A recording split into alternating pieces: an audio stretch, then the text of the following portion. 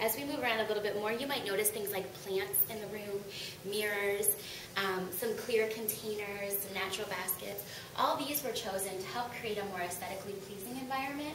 We believe that, just like adults, children are entitled to a beautiful space in which to work, and when they're given that, it communicates to them a sense of respect. I think something that's important to always think about are the subtle messages that we send to children through the spaces that we create for them and the interactions that we have with them and the activities that we plan for them. And so the kind of messages I want to send to children are that I believe in you, I trust you, I believe that your work is important, I believe that you are competent and capable.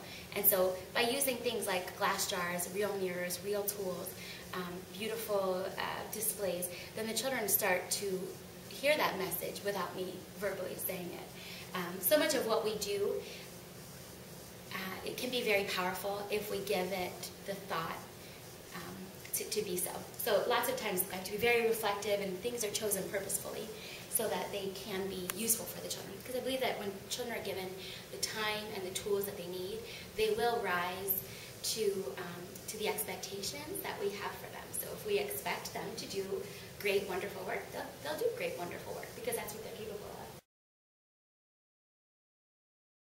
Over in this area are some other materials that children might choose to use. The light projector is always very exciting. It's a piece of technology that children can use to explore things more deeply.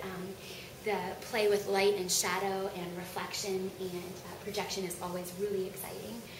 So in this area too, some materials might be rotated throughout the year so that the children can reflect what's happening in the season. So now we have some snowflakes and also some other materials that are sort of reflective of ice or snow or other things that are happening in the natural world.